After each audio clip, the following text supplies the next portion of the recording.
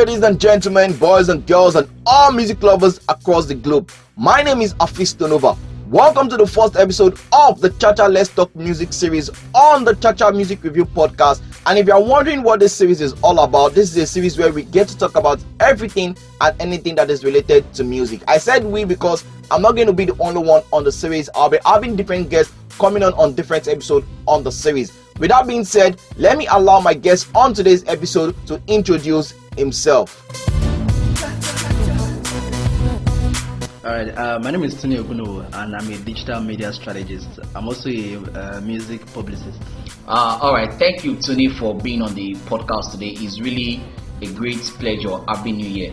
Before we go into the discussion of today, what we'll be talking about generally is about how the digital space has improved the distribution of music and how artists, especially upcoming artists, can use the digital space, to improve their music. But before we go into all that, let's just try and get to know who Tunny is musically. Okay. Now, what kind of Nigerian music do you listen to? I listen to anything that I like. I listen to Kiss Daniel, I listen to Davido, listen to Whiskey. I even listen to some upcoming acts like Omale. I do because he has been doing he has given us back-to-back good music for since it started. Yeah. And so, my major issue is just as far as you are giving us good music, whether it is R&B or Afro pop or Afrobeat or whatever it is, as far as the acceptance music is good and people are accepting it, I think I listen to you. We are still going to come back to which songs you've heard this year that is trash and which song you've heard this year that you give thumbs up. We are still going to come into that. But before we go into that, let us go into the topic at hand proper. Now, how would you say the digital space has helped the development of the Nigerian music industry? The internet has helped in a very large way because before the internet, music artists had time promoting their songs. Okay. I remember when I was in university then, once you drop a song, you have to look for DJs, give them a tip for them to play your song, find promoters, find event guys who you can drop your song to, and then sometimes you can receive them. It's easy to say that the digital space has made it a little bit exactly. Even the thing is that even now, the funny thing is that if your music is accepted online, you don't need to actually tip any DJ anymore. They will play it. Okay. Do you understand? If, like for instance, look at during the lockdown when we were on lockdown, the coronavirus lockdown, there were so many songs that were trending. There was Pop Daddy by Fowls. There was this Simi and Ladipo song.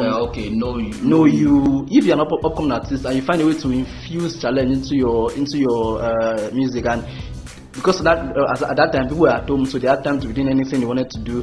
They had time to be doing challenges and all that. So if people jump on the challenge if the challenge is something that they can jump on and people jump on it, it will get to a point that DJs will not have choice than to just play the song because they see that people are accepting the song and jumping on the song. And even you can see that even T Classic jumped on the song, used the challenge to promote his song. The last song he released was that song. I think he did it for Where You Dey. Where You Dey, that kind of, and I think he did another song again, and he feels challenged into it. So I think, and even Mayor Kun is using it very well. So Mayor Kun is also someone that's using challenge very amazingly well for most of his songs, and his recent song, the Betty Butter song, is also something that is good. So I think that the social media space has made it easy for the music artists to actually promote their songs, number one.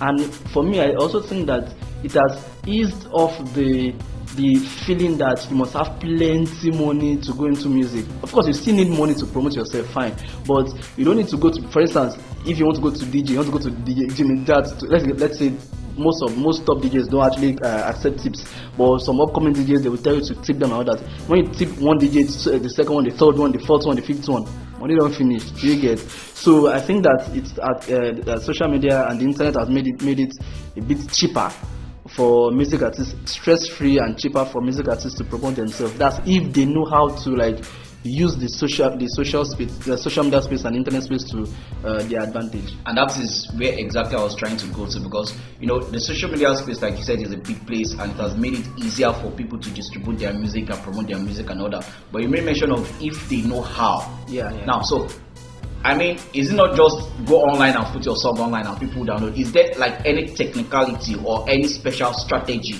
that you can use to promote your songs online, especially for upcoming artists? And I say this because I had a chat with a friend and he was telling me about how an upcoming artist has spent almost 500k on music promotion and the guy still never blew in his term.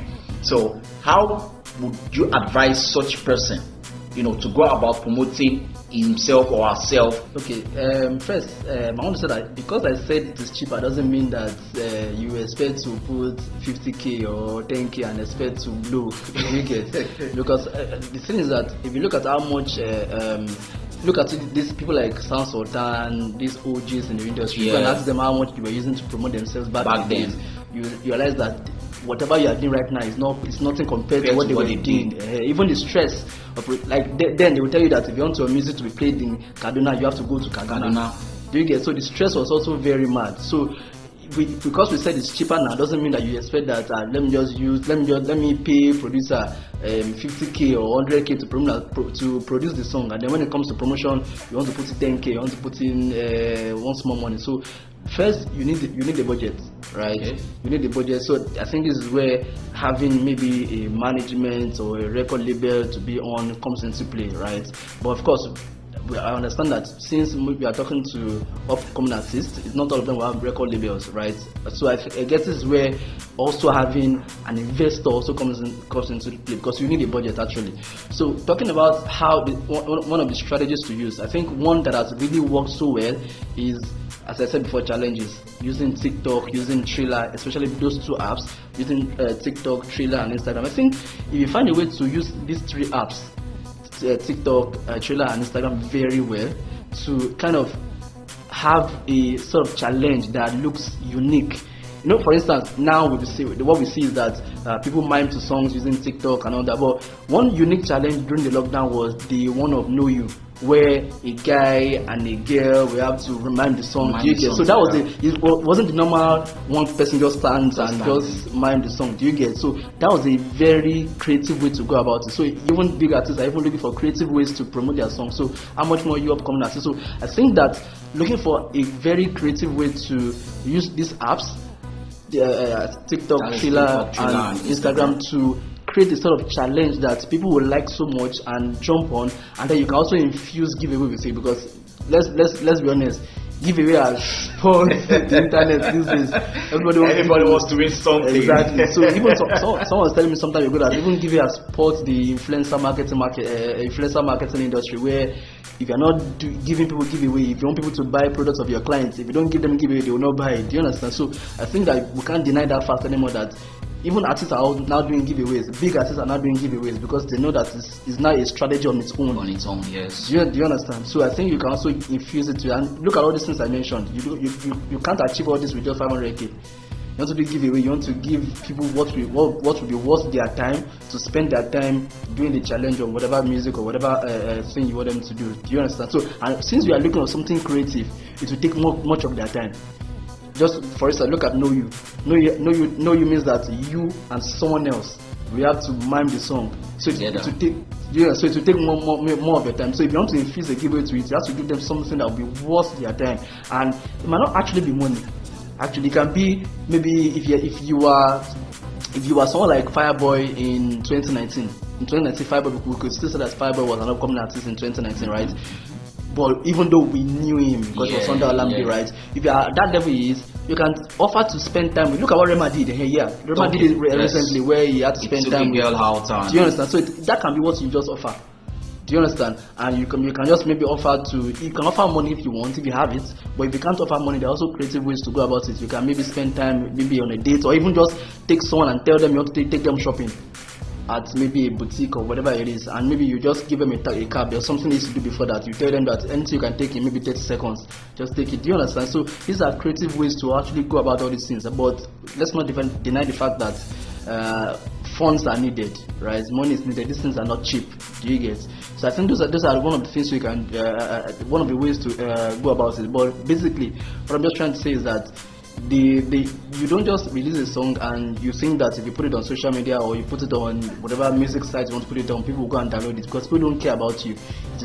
Alright, so you've spoken about having a budget when you want to even the fact that you are doing social media promotion for your songs and all that, you still have to have a budget, to work with. And you said the fact that you said social media is easy does not mean it is cheap and all that.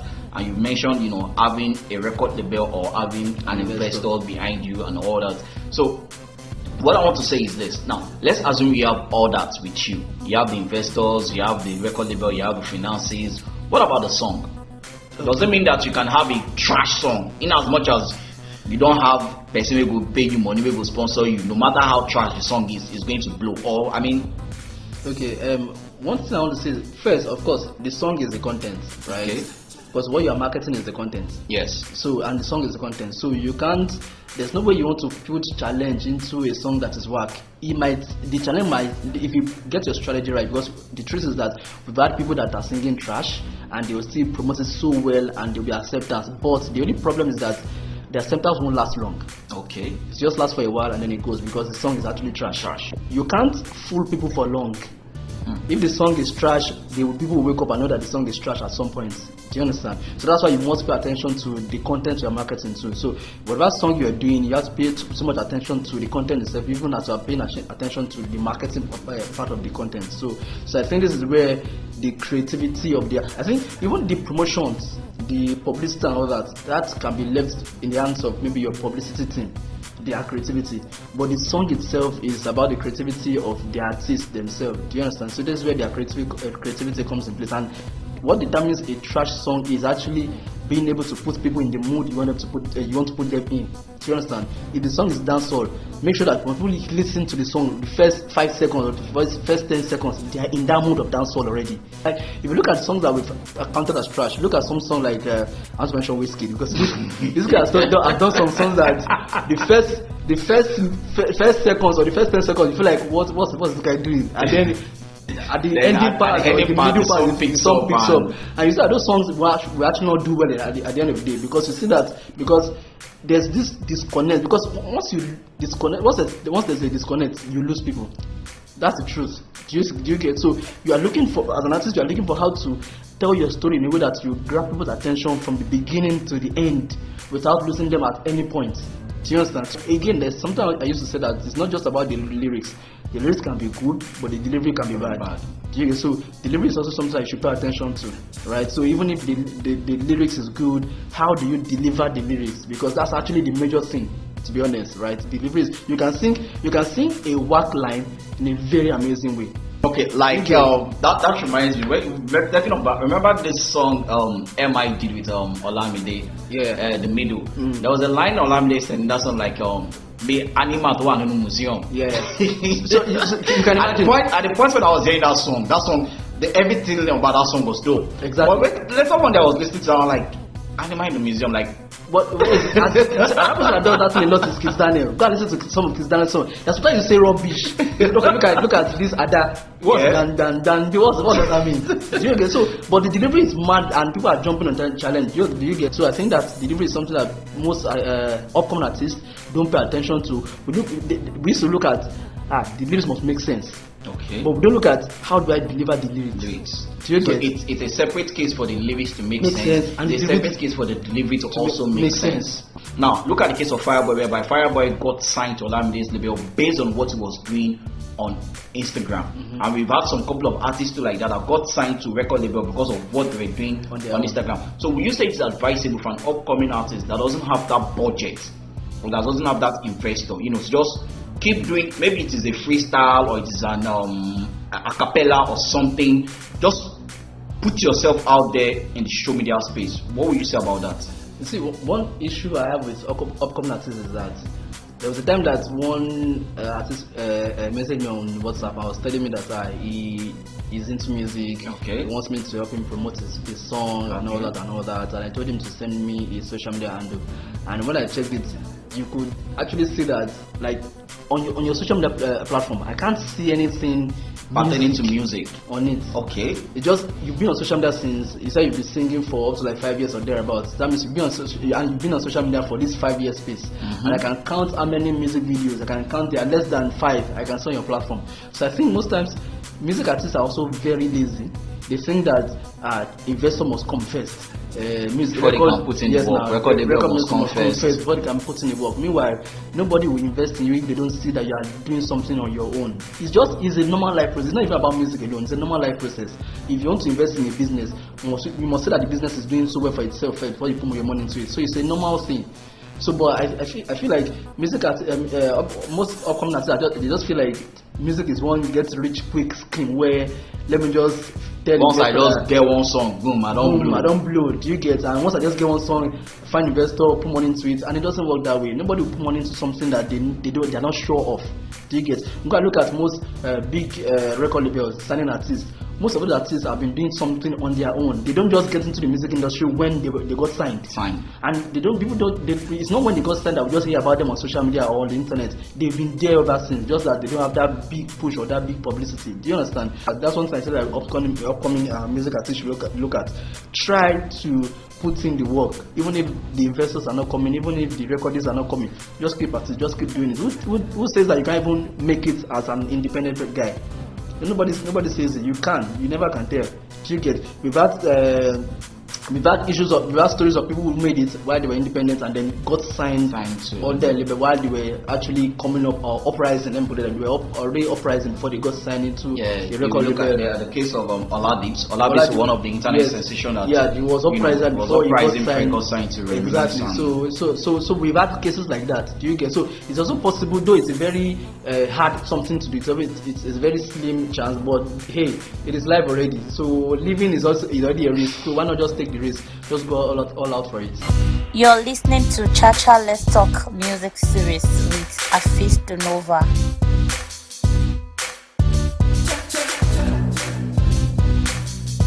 Which song have you listened to this year on your own that you feel this song is trash and this song is 10 over 10?